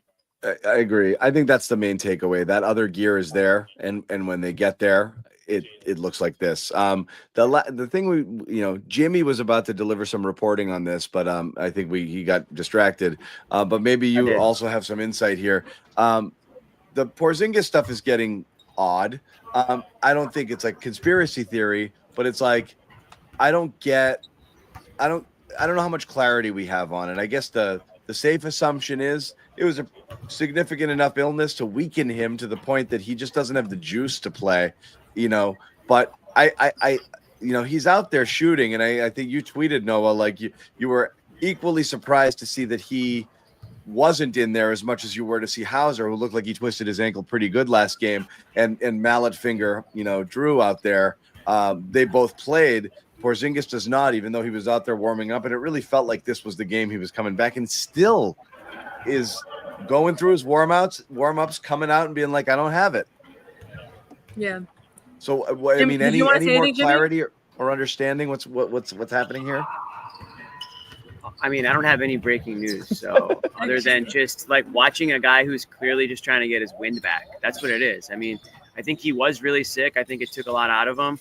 He's still dealing with like the after effects of it. I don't think he's like contagious or anything like that, or he's hanging out with the team, but he just doesn't have the energy to, stay out there and play at the NBA speed. He can go out there and shoot jump shots probably for an hour straight, but he's not going to be able to run up and down the court, in NBA speed and go back and forth and, body up LeBron. He'd be a liability out there at the energy level that he has. So he's just not able to get back to where he needs to be at. I think it's coming, but, might still be a few days away. I don't think it's anything more than that. I really don't.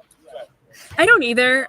Honestly, like I get worried, like from a personal standpoint, just because like there are times where things are illness and next thing you know, it's a blood clot. Or there was a WNBA player I was covering last year who had like sepsis and we were all like, oh, she has a long flu. So like my brain always goes there just on a personal level. I don't think this is one of those cases. I don't think he would have been out here warming up, and he's clearly not like in the hospital, on the bench, like bedridden, And the other thing is just like I got the flu this year, and it honestly didn't hit me that bad. But there have been a bunch of NBA players this season that have missed like 7, 8, 9 games for the flu or whatever the virus that's going around this year. So he's not the first. I think it stands out when it's him because he's had so many things, and everybody just wants to see him play, and he keeps missing big games.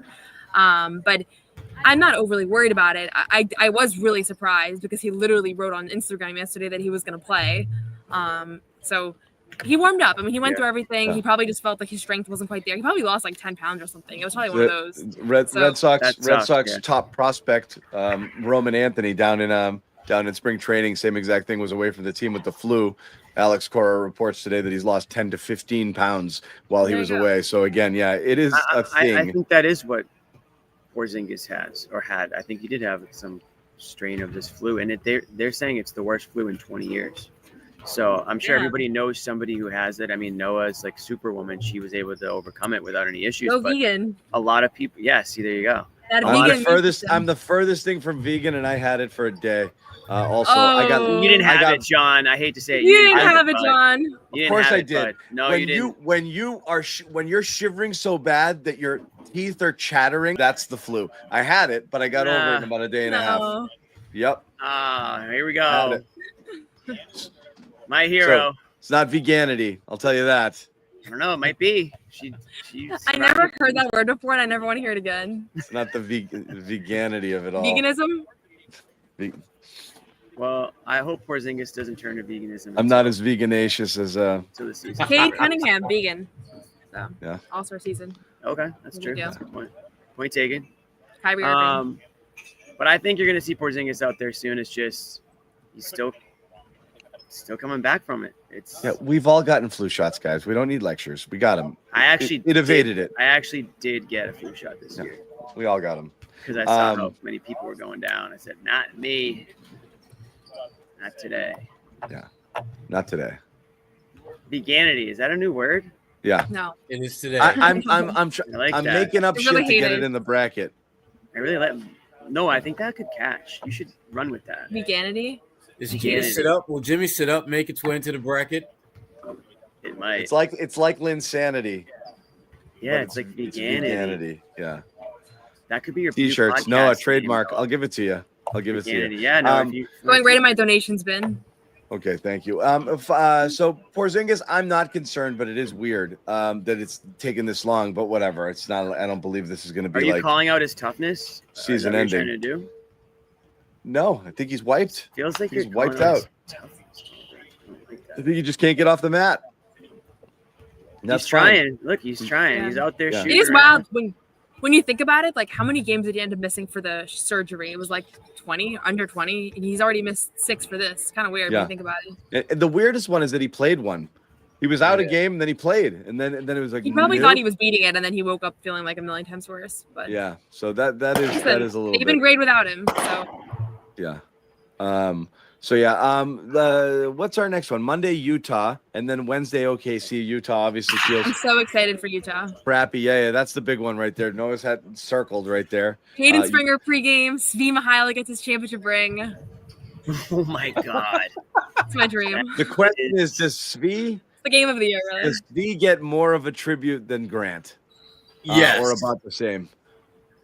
Can they even scrounge together like a highlight? I was talking to somebody about that earlier, about like, could they even make a tribute video? I think they could. Get that dunk. Yeah. It will be. I'm always surprised Yeah, by that his hops. All of a sudden, he'll pop into your feed doing something ridiculous, and you're like, "Holy crap!" He's just surprisingly. I mean, I don't want to say surprisingly athletic because he's a white guy. I just forget it, and then you see it, and I'm like, "Holy crap!" Like he can friggin', But he does. Right. Wow. He throws it down. Yeah. He throws it down. And then OKC, the last fun game of the year. Is that it? That will be it. Yeah. Well, they play the Knicks once more, don't they? But like Noah said earlier, Very late, yeah, it doesn't really matter. Movement. They're locked into the 2. Nothing really matters at this point. That's just, we kind of know what's going to happen here. So that's their last prove it game, the OKC game. Obviously, look, you got a little revenge. You had a really, really, really bad game when you were out in LA against the Lakers, kind of a low point sort of moment in the season. So it was nice to get clear of that. And they did it. That was a full roster game where they lost to LA. That was one of the more shocking losses of the season, the way they played out there. It wasn't competitive for a minute. But the OKC game is that one we really want back. So that'll be a lot of fun here. And like that last litmus test, you expect the same effort in that one, Noah, in terms of like everyone's going 40 and we're just going to pin it. And here we go to the bench. Like nobody in the bench is coming and we want to show you that we've got this. Because this is it right now, right? Like you finished your season series with Cleveland and with a bad taste in your mouth by blowing a 22-point lead, albeit one that was early, which isn't quite the same as, later in the game. It doesn't matter. They still, Cleveland outlasted them. They were a little shorthanded, but that's that 2-2 versus them. Last time you played OKC, the second half, they absolutely took it to you. How much do you think this is going to matter to them? I think they're going to want this one. OKC also did them last year in OKC, and I think the game that they played in Boston, they were without SGA, I believe, and Jaylen Williams potentially too. So they're going to want this one, but I don't think they're going to be able to recreate the atmosphere of today in the regular season again. It had all the makings of like Luka just got traded. It was Luka's return from the finals. LeBron didn't even play in Boston last year. He's playing. Everybody, I think this game was a very unique confluence of factors that made everybody kind of lock into another degree. I'm sure they're going to care and they're going to try hard and all that, but I don't think we're going to see Tatum play 45 minutes against OKC. I'd be surprised to see that. No, not happening. I just don't see it happening. I think it is. Really? I think they're going for it. Thanks, Boochtron. Thanks, Boochtron. Shout out to Springer next game. Thank you for the super. Thank you to everybody who donated. Yeah, we had a good donation. We do appreciate that. Yeah, I think they're going for it. I think they want to. I think that's like. I think they want to test themselves. I really do. I think they want to see what they've. I also think of the pride of a champion, whether it's a Joe decision or a player decision. Like, do you want other people to think they're like, you think you're better than me? Like, I don't think they want that. I don't think they want to go down to OKC twice. I don't think they want to lose here. I think that is like this level of intensity type of game. You can't manufacture it in terms of what the crowd does. That's always going to be different when, Celtics and Lakers hits differently. I think they're all in. I think they're going to go. I think you're going to see this type of effort from everybody with hopefully Porzingis back too. Thanks, my dog. That's where I'm at. I'm looking forward to it. I would relish it. I think it'd be fun for the fans that are here. It's fun for everybody. It's fun for the Garden Report. This was a good. This was fun. Good night. In terms of interest and people who were up late. It's we're approaching 1 a.m. so we are going to wrap this show. But we do appreciate everybody who joined us. There'll be more, of course. To support us by subscribing to the channel here or Celtics All Access, wherever you happen to be watching the show. You can catch a lot more Celtics content and obviously all of our interviews as well over on our YouTube channel. Last shout out I'll give you, if you want to help us raise money for cancer research, you got one till tomorrow. The drawing I think is noon tomorrow. $50 donation or more gets you entered into a raffle for 3 premium Bruins tickets, face value probably in the $600 to $700 range, maybe more for that to take on the Florida Panthers. So that should be good. That game is coming up. But more importantly, donate to a good cause. Go check that out. You see the QR code there for the Venmo account on the screen.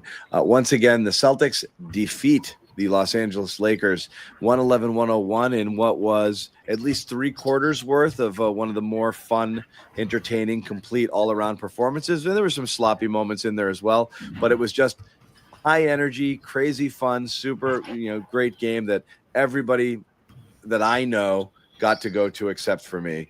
And I'm really happy for all of you guys that you took it in. Jimmy Toscano, can I go again? Look can at I him come back at the guard. Does it look natural to you? It looks. Is this a good fit? Jimmy was very in his element, I have to say. I was trying to show him around. I forgot. Noah could not wait to ditch me. I think it was like 3 minutes in. I turned around and she was gone, and I was like, "Yeah, well, he was doing too much socializing for me. I can't hang." So I was like, dude, I gotta say hi to my peeps. Yeah. I haven't seen some people. I Noah's left like, deuces. Exactly. It's when you've been gone for a while. When I show up at one of these things, it's just like, just grab ass for like 2.5 hours with people I just haven't seen in a little while. But yeah, Jimmy's an OG. Jimmy spent some time. Jimmy's put in his time. Noah like thought she had to like show me where like the Well, press he thought box pregame was in the hallway. No, so. I just forgot. He for a was like, minute. "Oh, it used to be back in Oh, my day." It was I like needed club to in be the shown when they hallway, so- reconfigured it. I was like, Well, yeah, when they where do I reconfigured it. go? Yeah. The first time I had no idea where I was, but Yeah. He also sorry, 10 minutes before Joe's pregame press conference, he said, when Joe was in 2 hours, he said, in 2 hours. So he would have missed all the pregame things. she's begging me to ask him a question, do I her was. job for her, and I was like, I ain't asking him a question. I don't even, and it's a good thing I didn't because he was not interested in talking. No. Which apparently I guess that's Pregame is not the that's time. the pregame. That's the That's norm. the time. He was locked in. You Yeah, could he tell was Joe locked was in. locked in tonight. Yeah. Yeah, he was. He wanted We were all nothing. locked in. I gotta say. Yeah. Noah was locked in tonight too. She knows her way around the garden pretty well. So okay. Thank you. It took me 45 games. Garden so. Report is in good hands. I will say that. Good job, everybody. You'll hear more from Jimmy and Noah on our, like I said, over on our All Access channel. Thank you guys for watching. We will see you back on Monday night as they take on Utah, and then Wednesday, OKC. That should be fun. That's going to wrap up this long homestand that they've been on, and hopefully, finish on a good note against OKC and get a little revenge for the loss earlier in the season. We are out. Thank you for watching the Garden Report. We'll see you on Monday. Good night. No one's sneaking a vegan brownie by me, I'll tell you that. Okay, you know what, John? We're going to do it. You have to feel that way too, Bobby. I have to Same. feel that Same way. to you. Let's fight out over and make Luke your first center. Bobby, we gave you Luke hour early. We're not going to end this on a damn conversation about Luke